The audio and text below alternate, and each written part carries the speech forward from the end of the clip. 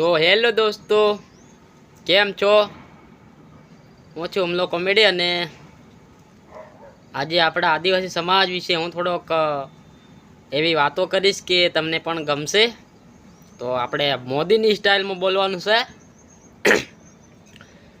કે તમામ મારા આદિવાસી ભાઈઓને મારે જણાવવું છે કે આપણે 9મી ઓગસ્ટ આવી તે દિવસે તો કેવા તૈયાર થઈ ગયા હતા કે ધારીઓને કામથી લઈને માથે પાઘડી બાંધીને, પણ હું નહોતો ગયો. હું ઘરે હતો પણ નહોતો ઉજવવા નહોતો ગયો, કેમ કે હજુ આપણે તો આઝાદી નથી થઈ બધી પૂરી. એને ઉજવીને શું કામ? આપણો જે આપણી પૂરી આઝાદી નથી થઈ.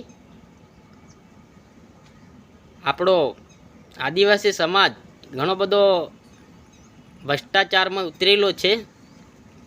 એ તમને ના દેખાય તો એવું પણ બની શકે ભ્રષ્ટાચાર ક્યાં થાય છે એ પણ તમને ના દેખાતો હોય શાયદ. હા, તો મારા અનુભવમાં તો ઘણી બધી જગ્યા પર ભ્રષ્ટાચાર થતા હોય છે. અને જે આપણે 15મી ઓગસ્ટ હમણાં આ ગઈ ને એ ઉજવી તમે આપણે બધાએ, તો બધા ભેગા મળીને જો આપણે 15મી ઓગસ્ટ ઉજવી એવી જ રીતે આપણે બધા ભેગા મળીને આપણને સાચો ન્યાય મળે એવું કરીએ અને આપણાને ભ્રષ્ટાચાર થતા બંધ થાય. ઘણી બધી જગ્યા પર ભ્રષ્ટાચાર તો થાય છે, તમને પણ ખબર છે, પણ તમે કોઈને કહેતા ના હોય.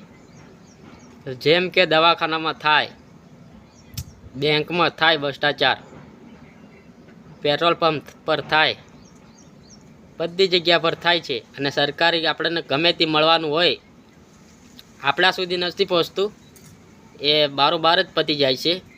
સરકારી યોજના ગમે તે આપણને મળવાનું હોય એ નથી મળતું. અને જે કંટ્રોલમાં મળે ને આપણે રાશન, એમાં પણ ખૂબ બધી ભ્રષ્ટાચાર થાય છે. પણ આપણે રહ્યા થોડાક આદિવાસીમાં અભણ માણસો, તે થોડાક એવા જાણકાર હોય ને તો મારે એને એટલું કહેવું છે કે તમે જાગો, અમે તમારી સાથે છીએ. અમને ભલે ખબર ના પડે પણ અમે તમારી સાથે છીએ અને તમે બીજાને જગાડવાનો પ્રયાસ કરો. તમે ખુદ જાગેલા છો તો બીજાને પણ સમજાવો. હું એટલું જ કહી. ખાલી આપણો આદિવાસી સમાજમાં ક્યાર સુધી આમ રહેશે, ક્યાર સુધી આપણે આમ મજૂરી કરતા રહીશું. અને આપણે હમણાં મજૂરી કરીએ છીએ બધા ગામ દોડી દોડીને, તો આપણે આવનારી પેઢી એ કે એનું તો પણ વિચારો. આપણા સમાજમાં ઘણું બધું એવું થઈ રહ્યું છે કે સહન પણ ના થાય. પણ આપણા ઘણા ખરા તો લોકો જ આપણે એવા છે કે જે હાથે થઈને જ પોતાનું જીવનને જોખમમાં મૂકે એવું છે. ઘણી જગ્યા પર તો દારૂ પણ આપણી બાજુ તો મળે, અને પોલીસવાળા પણ એવો ભ્રષ્ટાચાર કરે કે જે આપણા આજુબાજુમાં દારૂ ગાળતા હોય ને એ દારૂવાળા પોલીસને હપ્તા ભરે એવું કરે.